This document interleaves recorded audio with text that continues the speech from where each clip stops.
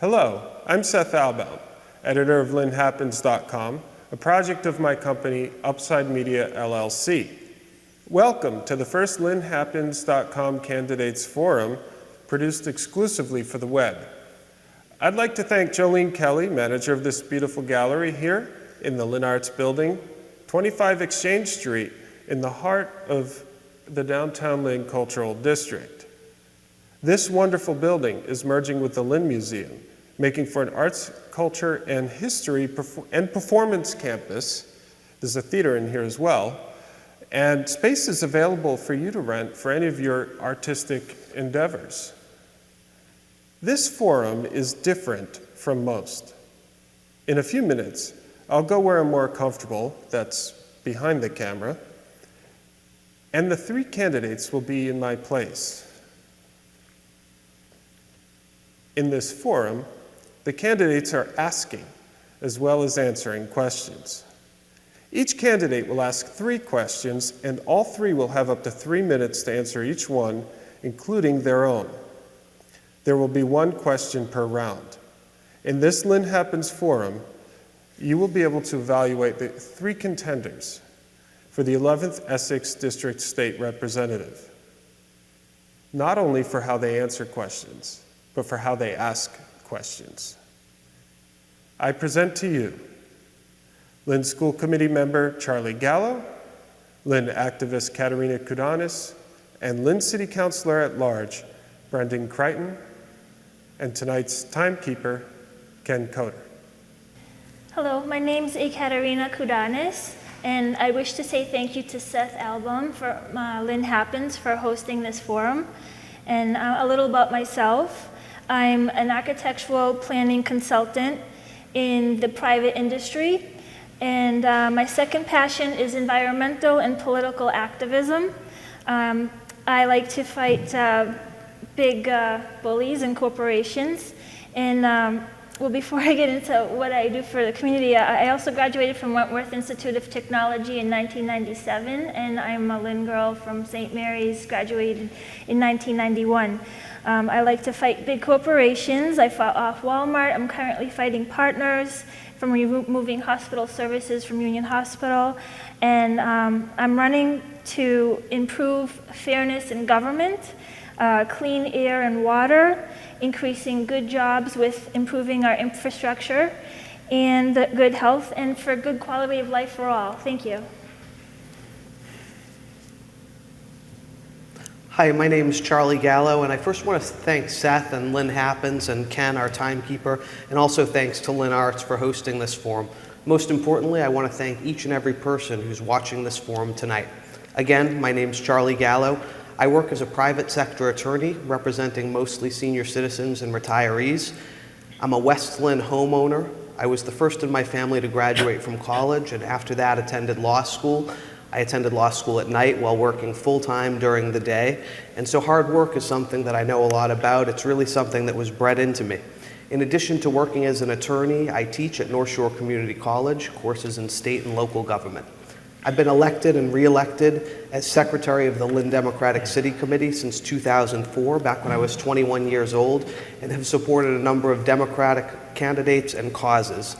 I'm a social progressive. I believe in marriage equality and the rights of women, including rights in the workplace and accessibility to medical care. I was elected to the school committee in Lynn in 2011, re-elected in 2013, where we've put shovels in the ground for Lynn's first new school in 15 years. Working hard, rolling up my sleeves, and getting things done is what I'm known for on the school committee. It's what I'm here to offer as a candidate for state representative. And I'm running because I care deeply about our community, because I have the experience to move it forward, and because I have the work ethic to serve. Thank you. Hi, my name is Brendan Crighton. I first would like to say thank you to Seth Albaum and LynnHappens.com for putting this on. Seth, you've been such a great partner in the community over the years that I represented Ward 5 and now as Councilor at Large. For those of you who I haven't met, my name is Brendan Crighton. I'm a lifelong Lynn resident.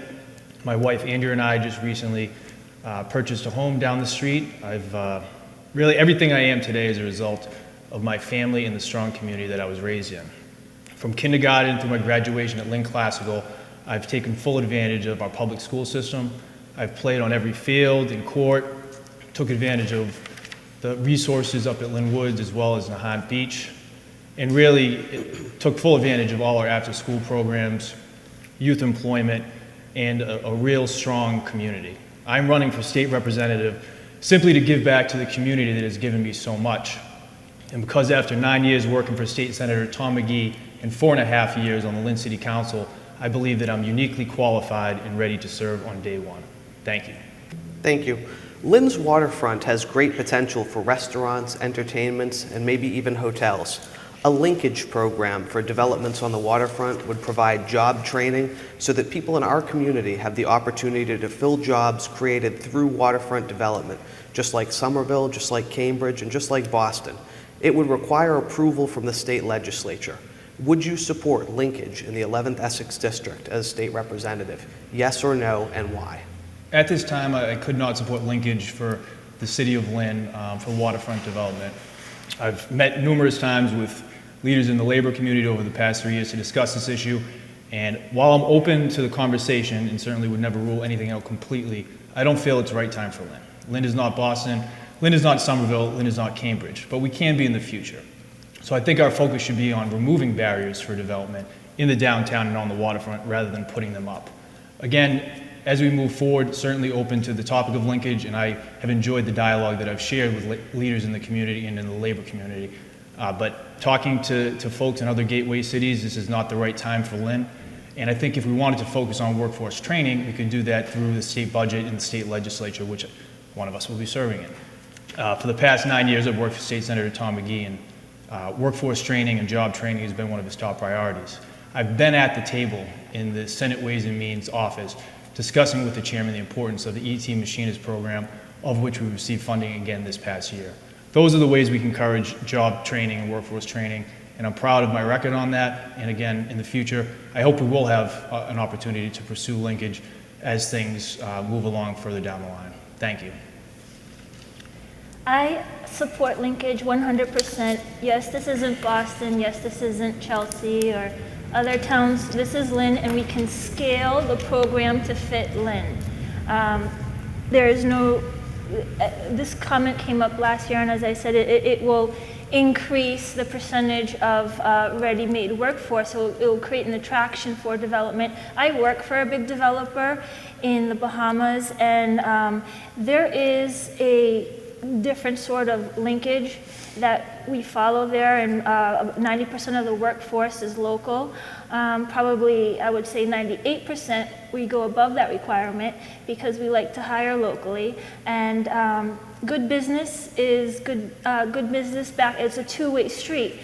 Developers are not going to choose an area because of the cheapest development scheme. They're going to choose an area because they want to build. We have to work on the qualities why a developer would want to build in Lynn instead of waiting for the last known denominator of why they would be looking at a site. So I work for, our project is about $70 million, and a developer will build where a developer wants. We have to make the area attractive enough for a developer, and a small thing like linkage is not going to prevent or block development. We have to work on the character in Lynn. Thank you. Thank you. I support linkage. Lynn's waterfront has such great potential, but it's so underused. Right now we have a dollar store, we have a dump. My vision, though, is for restaurants, for an entertainment venue, for hotels. People from Lynn and Nahant would enjoy those amenities, and I think that people from around the Commonwealth would travel to them. And if we develop in the way that I think we should, we need to also include a job training component of the plan so that people from Lynn and people from Nahant are able to get those jobs in the hotels, in the restaurants, in the entertainment venues. Linkage is a small one-time fee assessed only on large-scale developments. The fees would be used to train people from Lynn and Nahant how to work in the hotels, how to work in the restaurants, how to work in the entertainment venues. It is an essential part of waterfront development. It's the way that local people will be able to fill these jobs. In Boston, it's just $1.57 per square foot on large developments to provide job training, and I've met with the linkage program, the people who run the linkage program in Boston. It's a resounding success there. Look at Somerville, just $1.40 per square foot for large-scale development, and Somerville has come a long way in recent years. Lynn should be doing that too. Now, I have a strong record as someone who gets people to work. Last year, as a school committee member, I partnered with our labor unions and opened up Lynn Tech at night and on weekends so that we could provide machine shop training to adults. Those adults are now graduating and finding jobs in the machine shop field. We need to expand our job training, and linkage is exactly the way we should be doing it. Linkage will put people to work in restaurant, entertainment, and hospitality industries. Those who would build on the waterfront support me in this race. The electrical workers unions, the painters unions, the allied trade unions. They know that I am the jobs candidate, and they know that linkage will complement the building and development that they'll be doing on our waterfront. We need a state representative who's going to use bold and new ideas like linkage, and I will be that state representative.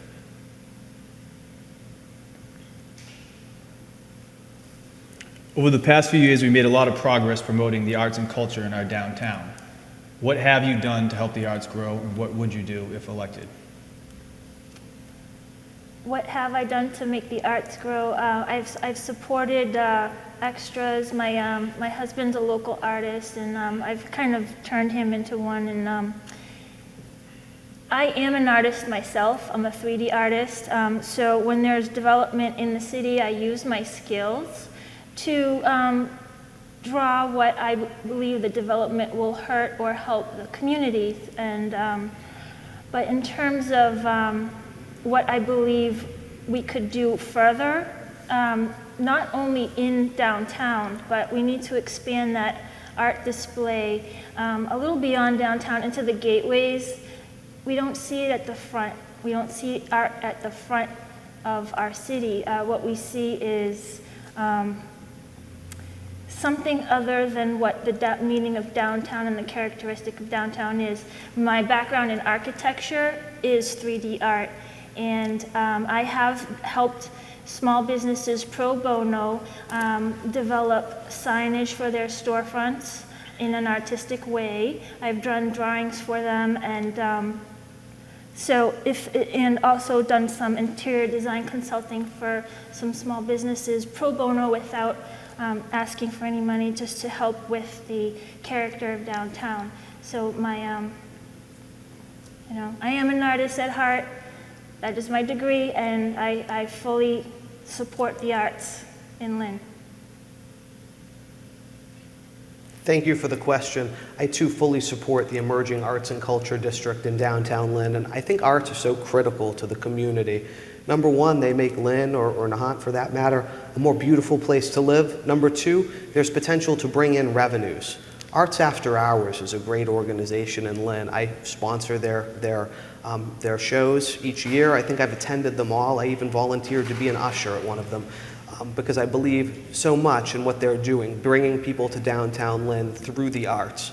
As a Lynn School Committee member, one of the first things I did was to partner with Corey Jackson at Arts After Hours so that Lynn students got a chance to go and see a local community theater. They were performing at that time Charlie Brown, and we were able to expose young people to the arts.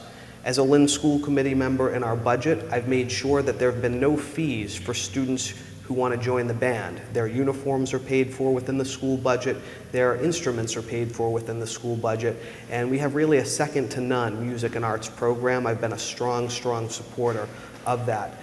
In addition, on the Lynn School Committee, I've hired art teachers and music teachers each year, making sure that that's a focus of our budget, really encouraging young people to take pride in arts and to understand the importance, because as I say, arts are so critical for our district. They make our community a more beautiful place, a more pleasant place to live, and they have the potential to bring in revenues. Thank you.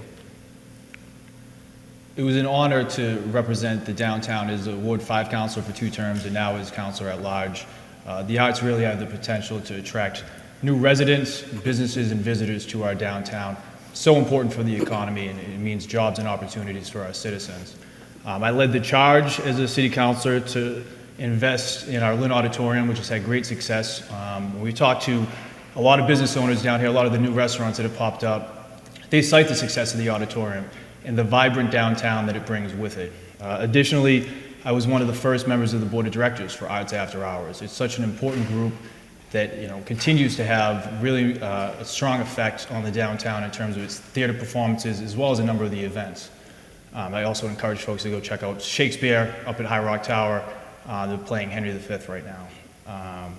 Additionally, I led an effort to have a mural, a public mural project for the Lynn youth. If you look outside here, you'll see a number of utility boxes throughout the downtown that have been painted. That was a partnership with LynnArts, who does such great work with our youth in promoting the arts and culture. Additionally, it has also led to decreased graffiti in the downtown, which is always a plus.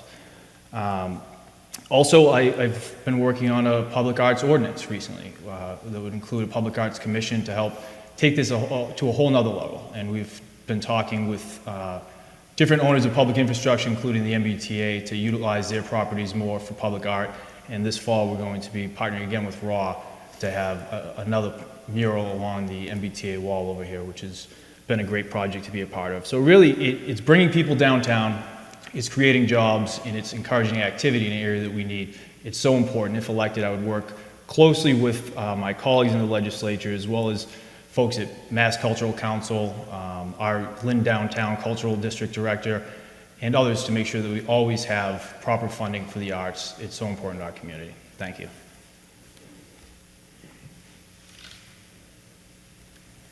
So my question is, many people are disappointed or not satisfied with the waterfront plans as proposed by the city to build high-rise towers. And given that the land is owned privately today, the public has sovereign rights over land that was once submerged by water. And most of the land between the Lynnway and the waterfront was historically submerged by water, which gives the public sovereign rights over the land. Would you support a public community waterfront commission so the public oversees development on the waterfront? Thank you for the question. Yes, I'd support that kind of a commission. I think it's so important that any time you do a project, especially a project like the waterfront, which has such great potential to bring in restaurants, entertainment venues, hotels, but is also going to change the character of our community, that we involve the people who live there. Let me give you an example. As a Lynn School Committee member, I worked very hard to get Lynn its first new school in 15 years, the Thurgood Marshall Middle School. As we were debating where to place the new school, I joined Council President Dan Cahill, and we knocked doors together in the neighborhood where the school was going to be built to find out, was that a good site? I've gone out of my way to solicit input from the public, and I think Katerina's idea of having a commission that would inform elected officials is a great one. I wholeheartedly support it. I do not support having a new commission. We had a commission. I was a member of the steering committee that put together the Lynn Waterfront Master Plan with Sasaki. It was a long process in which we involved the public at really every step of the process. I believe strongly in the vision that we established for the waterfront, which does include public access on a public boardwalk, as well as a number of areas for recreation. The state has very strict laws on what you can do on your waterfront, and this plan is in line with that. In fact, it was signed off by the Secretary of Environmental Affairs, and it's something that we have support from the governor all the way down, and Mass Development. You go through it. Every agency that is in compliance with Chapter 91 and other obligations believes in this plan, and I firmly do, and I'm proud of the work that we did on it. Additionally, I'm proud of the work we had to remove the power lines, which was one of the biggest obstructions down there. I was at the table for the negotiations with National Grid as well as GE to make sure that we could open up our southern harbor for potential development. And while some areas of the waterfront are zoned for high-rise development, there are other areas that we wanted to maintain the sightline and the connectivity to our downtown that require smaller structures. So I think it's a perfect balance, again, a process that was taken with the public at every step of the way, and I'm very happy with the end product. Thank you. I fully support creating a public waterfront community waterfront commission, because I feel that the public does have a right. I mean, plans that were created 10, 15 years ago are not to date anymore. And the high-rise towers that they're building in New York, they're tearing down to create better public spaces. Now, Chapter 91 tidelands gives the public sovereign rights over the land. And in that, I read the Sasaki documents where it was a trade-off that the public was giving pedestrian access. I believe that the public deserves more than pedestrian access. The public deserves to be at the table, and those who were at the table years ago can come back to the table again with those who are interested in continuing the growing interest in our waterfront development today, because every year is a modern year and we need to keep with the times. Thank you. Lynn's budget for the upcoming fiscal year cuts police, fire, public works, veteran services, playgrounds, parks, our public library, and all other city services. It funds the Lynn Public Schools by about $11 million less than is required by law. At the same time, the City Council has asked the state legislature to circumvent the Lynn City Charter and raise pay for Lynn politicians, including doubling council salaries and giving the mayor an annual $60,000 pay raise retroactive to her election. Would you vote for or against the pay hike request as state representative, and why? First, I'd just like to clarify, the City Council did not vote to double its pay. The pay that we received prior to the court decision was a combination of a stipend as well as salary. What we did with the home rule was simply combine the two. So it's a bit disingenuous to imply that we doubled our salary. Additionally, in the budget you just mentioned, the City Council cut its budget line item. Certainly will not have any effect on any of the services that you described, but what will have an effect is our ability to expand our tax base. And that's why, as a City Councilor, I've been focused on economic development and creating development along our waterfront and in the downtown through smart economic development policies.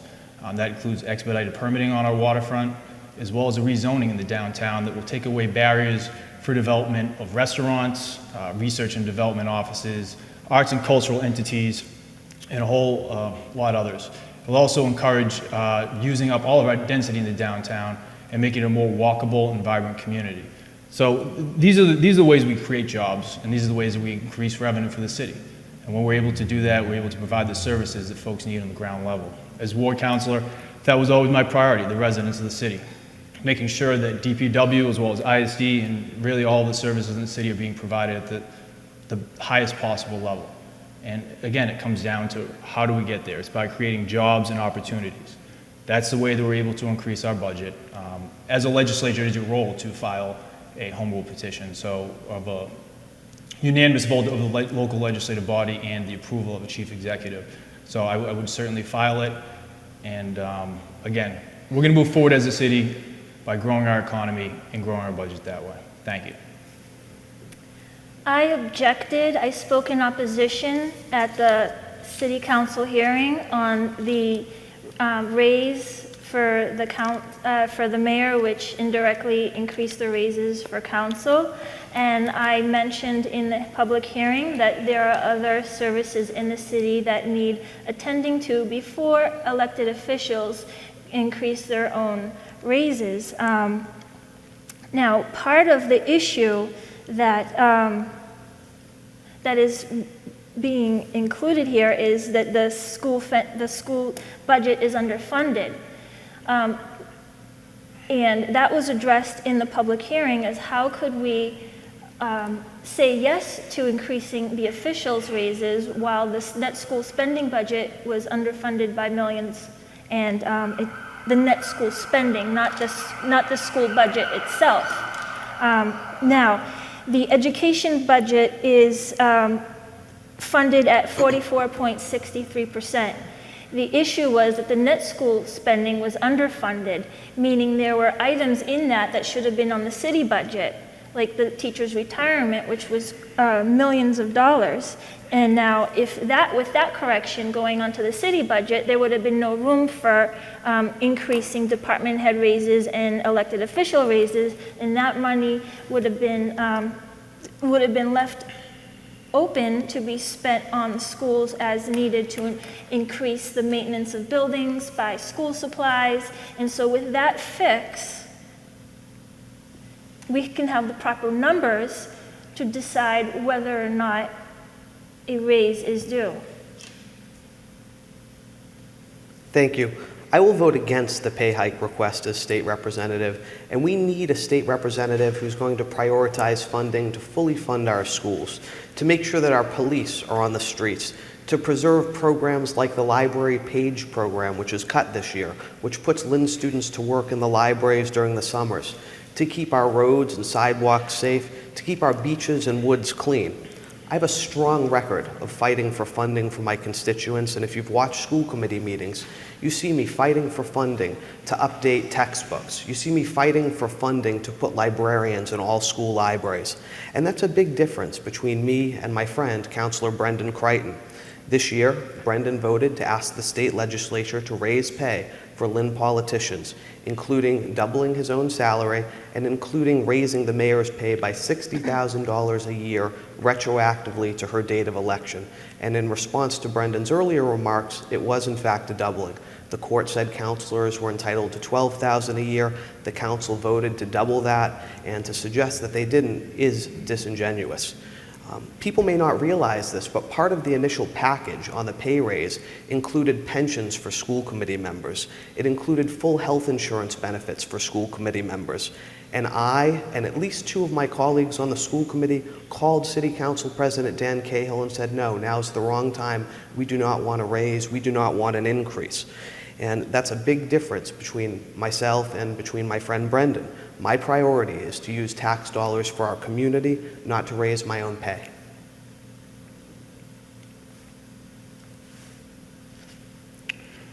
There are many economic development opportunities in Lynn's downtown and waterfront.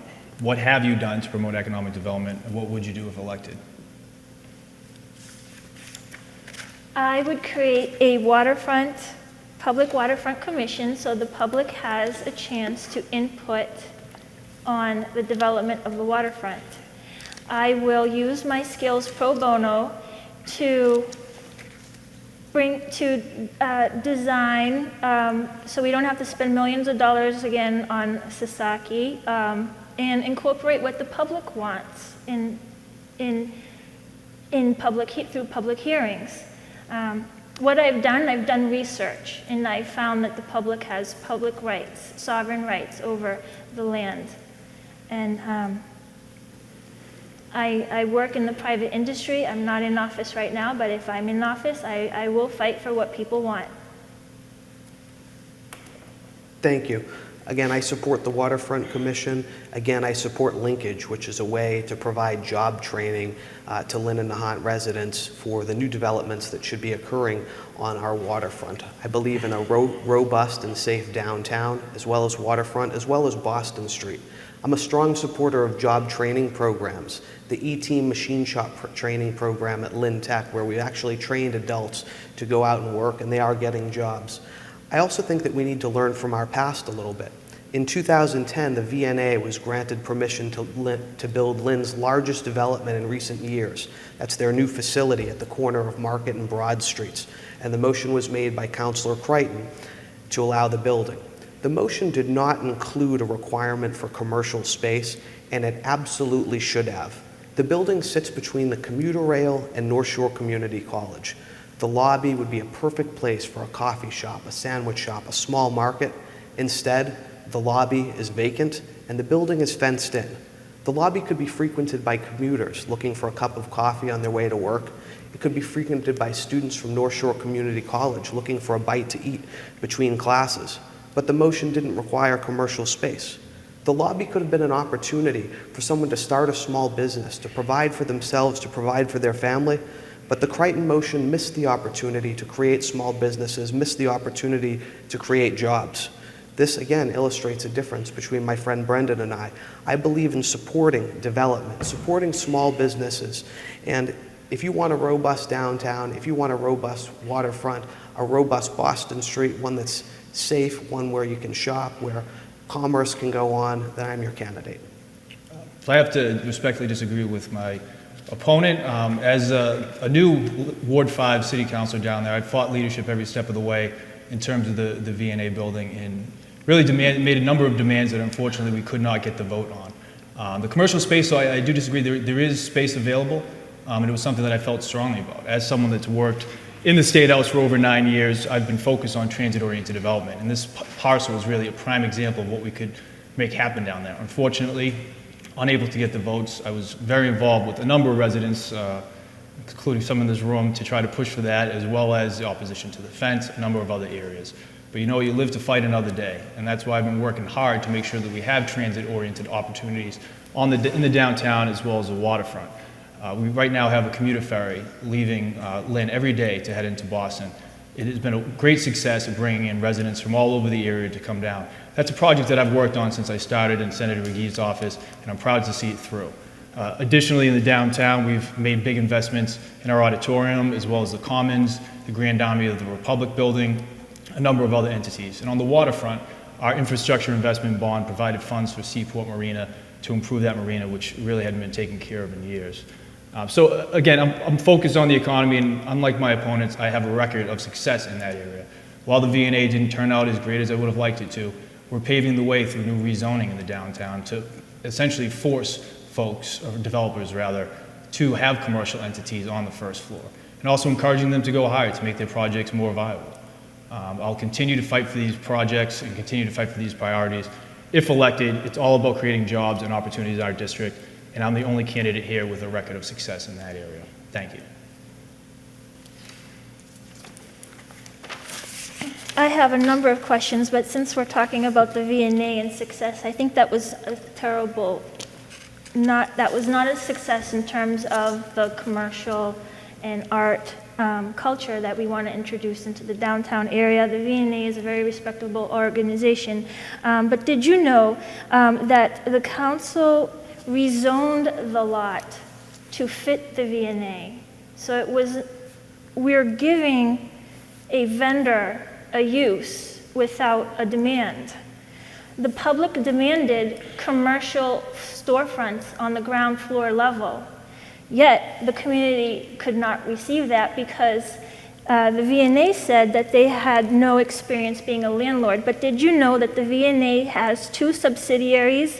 One is a for-profit landlord organization, and the other is a for-profit providing medical services organization. So if they have the experience to be landlords, why couldn't they be landlords on the ground level here and give a better introduction into the gateway entering downtown and having increase the commerce at the retail level and the arts?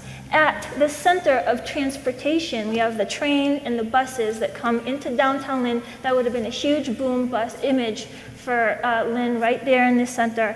And we shut the gates off because why? Why did the city fail that? Why do we not have retail at the ground level?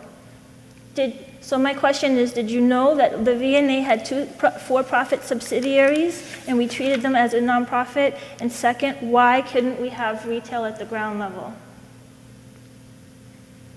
Thank you. I agree that we should have had retail at the ground level at the V&A building. Look, the V&A building is really a great asset in downtown Lynn. It's got a wonderful roof deck and the exterior is nice. There's a public art piece outside, but there's something missing. Again, that's commercial development. And the motion was made in 2010 by Councilor Crighton when he was Ward 5 councilor to allow that building as it is.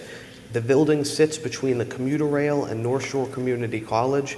It would have been ripe for commercial development. Coffee shop, sandwich shop, anything that would have served the commuters, served the students, served people in the downtown who might just be walking by. It would have been a perfect place for someone to start a business, a small business, to support themselves, to support their family, and we need to support those kind of developments. The fence around the V&A building, the vacant lobby around the V&A building, they really mark a missed opportunity. I think it's something we need to learn from. I will not repeat that kind of a mistake, and if I were on the council, I would have voted against Councilor Crichton's motion to allow that building in its current form. Again, I share the vision of first floor commercial development, something I've fought hard for, and if you take a look at the rezoning we just did, one of the most significant rezonings in the city's history, you'll see that not only do we mandate that for mixed-use development, commercial development on the first floor, but we also expanded the zone to cover even a larger area. So abutting the V&A building, there's what many know as the Prime building. That was not zoned for mixed-use residential or commercial development. We're changing that. Additionally, across the street, the current Eastern Bank headquarters, as well as some other parcels of land, are zoned for heavy industrial. Those aren't the uses there. So we're trying to encourage residential, office space, commercial on the first floor, and that's why I took the lead. I believe firmly in having those sustainable businesses on the first floor. And I'm going to continue to work hard on the zoning issue. This was a big success, and I'm very thankful to all my colleagues and all of the stakeholders that took part in it, the Lynn Business Partnership, the Chamber of Commerce, North Shore Latino Business Alliance, Association, and really all the residents involved. But we can't stop there. We got to continue to expand our tax base, and that's why we're now looking down the Boston Street corridor. Again, an area that's not zoned for what it should be. Currently, right now, light and heavy industrial use make up most of the parcels. That's not how our commercial corridor should be. So we're going to take a look. Tomorrow night, we're going to have a further discussion, so I don't want to talk too out of school here before the discussion, but a lot of opportunities in Lynn, and I'm excited to be the leader that really creates job opportunities as well as economic growth. Thank you. And as asking the question, obviously I would have fought hard to ensure that commercial storefront is at the ground level. With rezoning in Lynn, downtown Lynn, I don't see any language in the zoning reorganization summary that requires first floor, ground floor retail space to be commercial. I do see a lot of uses changed to when they required special permit to be permitted. So that tells me that there isn't a commercial agenda to the rezoning. I'm not sure what the agenda is on the rezoning, but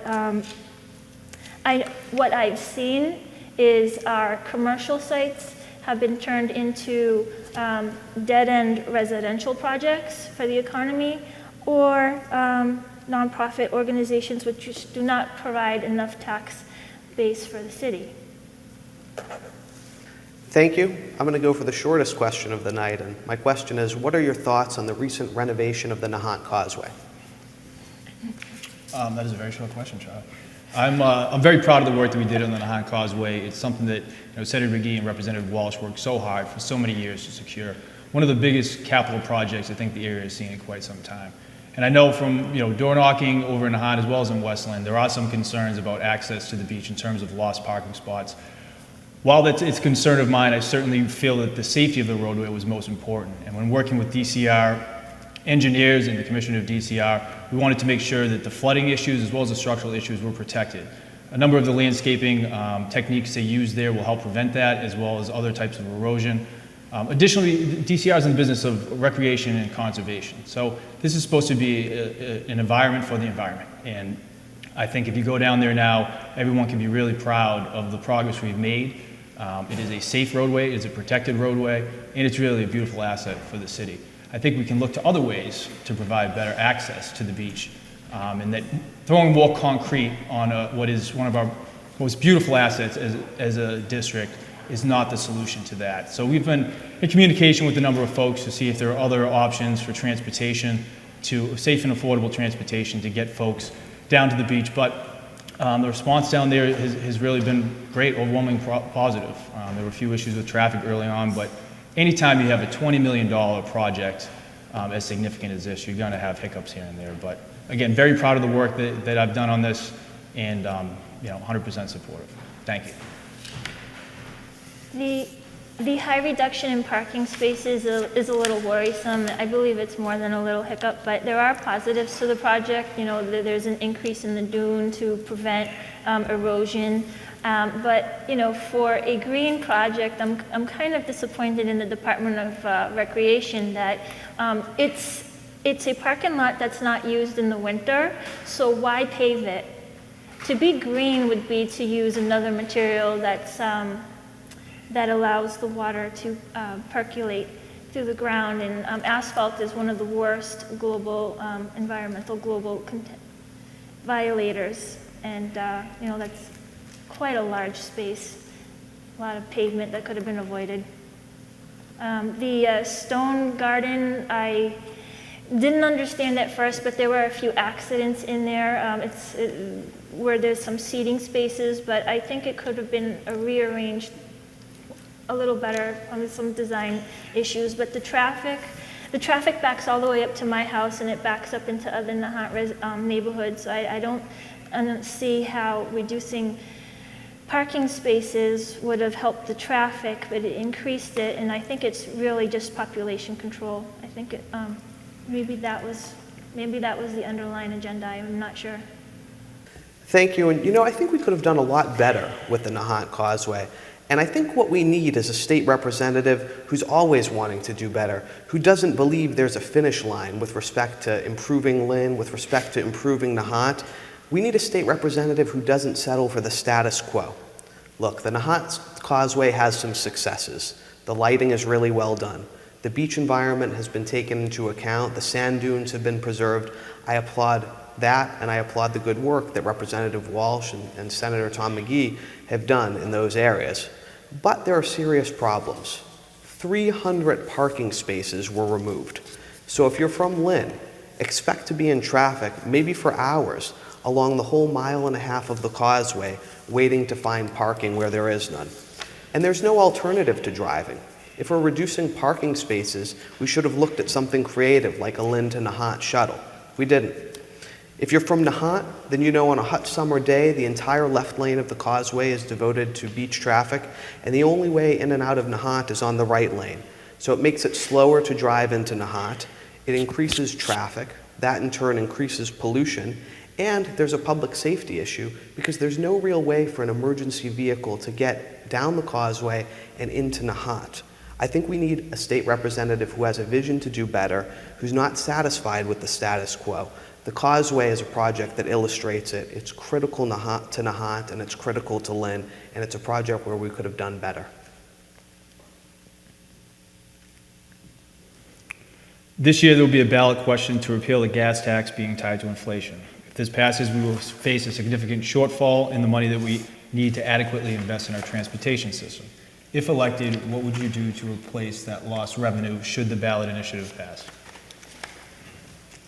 One of my main goals is to attack corporations and have them pay their fair share of the game, because why should the middle class and the poor subsidize tax revenue that corporations and should be paying? There are tax loopholes, tax rights. We're allowing big corporations to rent to themselves and avoid paying local commerce tax. And I think a lot of those loopholes need to end, and we could increase the revenue funds by attacking those issues. And then that's one of the ways that I hope to increase the revenue.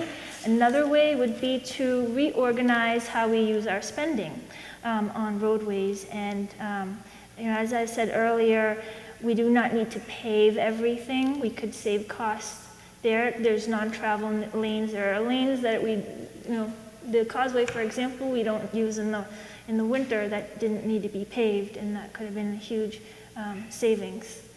There are ways to look at materials and methods and reduce costs as well. Thank you. First, I'll be voting against rolling back the gas tax come November. The gas tax was supported by Representative Steve Walsh last year, and let me take a moment to say what a wonderful job Steve did as state representative for Lynn and Nahant.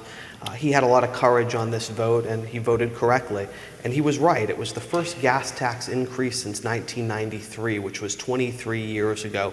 And Steve understood that there needs to be a mechanism, a revenue source to pay for our roads, to pay for our bridges, and also to pay for our public transportation. So Steve Walsh was right in that vote, and I hope you'll join me in voting against the rollback.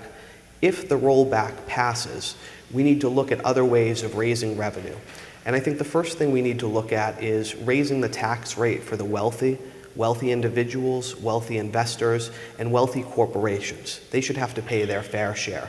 Secondly, I support an amendment to the Massachusetts state constitution to allow for a graduated income tax. In Massachusetts right now, we have a flat tax rate. What that means is if you make $5,000 a year, you pay the same tax rate as somebody who makes $500,000 a year. That's totally unfair. So if this fails, I think we need to look at raising taxes on the rich and a graduated income tax system here in the Commonwealth. Well, I want to thank my opponents for both answering and supporting, or I guess opposing the ballot initiative. Would stand to lose $1 billion over the next 10 years should this pass. So I urge everyone out there to please vote against it. In terms of the revenue, I do agree with Charlie's take on a number of those sources. I think they would be great, and I've been on record in support of them. Unfortunately, they won't be dedicated to transportation. That was really the focus of the question, and that we need to invest in our transportation system right now. And if we continue to kick the can down the road, we're going to see more roads crumbling, more unsafe bridges. Currently, 42% of Massachusetts roads are in poor or mediocre condition, and 50% of our bridges are either structurally deficient or functionally obsolete. We can't continue to go down this path. It's also so important to the economy. Folks need to get to where they need to in a reasonable and safe amount of time. Businesses aren't going to grow. Really, everything that touches our economy is touched by transportation. That's why I'm proud of the work that I did in Senator McGee's office as one of the members of the team that drafted the Transportation Finance Bill, which established this new revenue stream, over $600 million a year, as well as my efforts on the Transportation Bond Bill. Both of these measures put in critical resources into our economy, and at the local level, the roads and sidewalks and all of our infrastructure is so dependent on that dedicated transportation, dedicated revenue. So I would certainly support any revenues dedicated to transportation as well as others. Thank you. So in 2010, Governor Deval Patrick signed into legislation in education reform to promote innovation schools. Innovation schools are like public charter schools in which school districts have the opportunity to vote on bettering the lives of students and teachers by offering options in education, which could be more art, music, science, philosophy, environmental, agricultural, or trade courses. Now, as the city of Lynn had voted to say no to charter schools, was that for private charter schools, or does that include public charter schools as innovation schools? And would you support public charter innovation schools where the money would be going back into the public system? Thank you. Yeah, I'm a very strong supporter of public education. I was the first in my family to go to college. I went to law school after that at night while working during the day. I truly understand how important, and I understand it firsthand, an education is. Since 2011, I've served on the Lynn School Committee and worked very hard to support our public schools and to support our teachers. And as part of that, I've been a strong opponent of charter schools. I opposed the charter schools that were coming to nearby Saugus that would have accepted Lynn students. I opposed the charter school that was coming to Lynn. And I also passed through the school committee a very strong anti-private charter school resolution, because I believe that our public school teachers do a wonderful job. I believe that our public schools do a wonderful job. And I don't know if my opponents have visited our schools. In the last 2 years, have visited them all during the school days. And you see that the teachers are really getting a chance to teach. The students are getting a chance to learn. And my worry is that if we have charter schools, we're going to be removing resources from our students, removing resources from our teachers. On the question of innovation schools, I think we could certainly explore that and take a look and see whether there's a way not to disrupt the fund of monies going to the public schools and look at other options. But on the issue as a whole, I'm a strong supporter of traditional public education, and my record is strong on traditional public education. I am who I am today because of so many great teachers in the Lynn public school system. I'm a graduate of Lynn Classical. I went to Breed as well as Lincoln Thompson.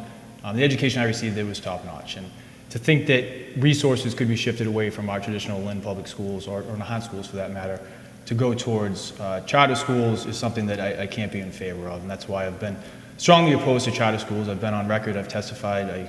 I do regularly visit Lynn schools, talk to students as well as teachers and faculty, and I recognize how important the resources are that we need to bring to those schools. So if elected, I'd be a strong proponent of increasing Chapter 70 funding, as well as circuit breaker funding for special education and pre-K and after-school and out-of-school time programs. Recently, the House and Senate debated a bill that would lift the cap, raise the cap for charter schools. I was at the table in the room of the Senate where senators were huddled around strategizing on ways to protect our teachers, protect our schools, and protect our students. I'm proud of the work I did there. I have the experience. I'm ready to start from on day one and to advocate for our public school system. Thank you. I fully support innovation schools. Innovation schools are public schools, and it can provide more resources into public schools. If what it does is, say there are 10 public schools in the city system, one votes to transform itself into an innovation school, therefore getting away from the Massachusetts standard and tailoring their own education and courses. So it's not taking away funds from public schools, it's taking the resources public schools have and having the students and teachers and parents tailor their education with those resources. I'd first again like to say thank you so much to Seth and LynnHappens.com for putting this on. Thank you to my opponents, and thank you to all of you watching at home. I first wanted to enter public service simply to help people and to help move my district forward. And I'm proud to say that for the past 9 years, I've been able to do just that, working for State Senator Tom McGee. I've had an opportunity to work on a wide variety of issues, local and constituent services, budgetary, committee, legislative work, and I've had an opportunity to learn from the best. During my time there, I was able to go to Suffolk University at night to get my master's in public administration. And I also ran for the Lynn City Council, where I've been serving for the past 4.5 years. Additionally, I met my lovely wife at the State House, and I've really enjoyed working there and meeting and building a lot of strong relationships. My top priority has always been and will always be the people I represent. That means being accessible and responsive on any issue, no matter how big or how small. I work for you, and I need to make sure that government is working for you. My other priorities include education, infrastructure investment, as well as economic development. Those are the 3 keys to creating jobs and opportunities. I think we've talked at length tonight about my record on those issues. It's a strong record. I haven't just talked about it, I've gotten it done, and I've been at the table where the decisions are made. I respectfully ask for your vote on September 9th to send me to the State House to work with my good friend, Senator Tom McGee and Representative Bob Fennell. Have no doubt that I'll hit the ground running and be ready to serve on day one. Thank you.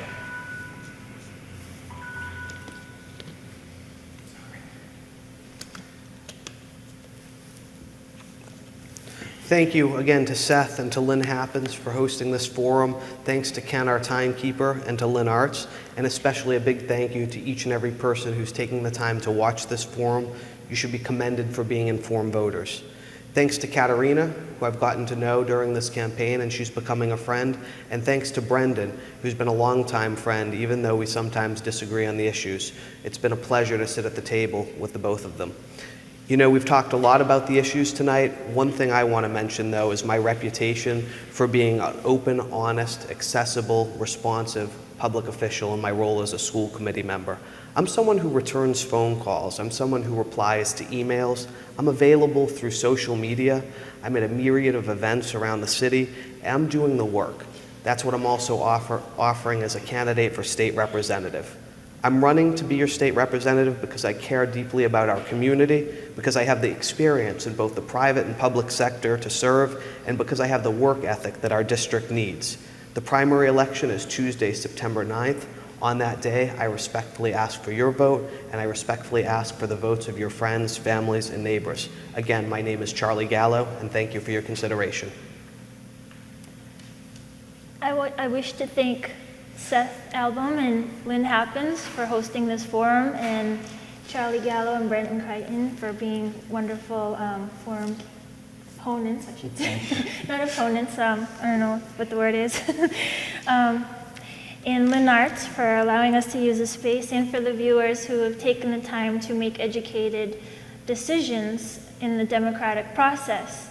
The vote is September 9th, and a little about myself. I'm a community activist, and I need your assistance also in fighting to get big money out of politics. I'm working with Pass Mass Amendment, which was endorsed at the Democratic Convention, and we're going to try and fight to get money out of politics by amending the state constitution by saying money is not speech. I've also vowed to not take big money and PAC money into my campaign, so I'm running on a low budget, but I need help gaining petitions to put on the ballot also on November to say no to corporations acting as people. And also, if you can also join the cause at saveunionhospital.com. Thank you.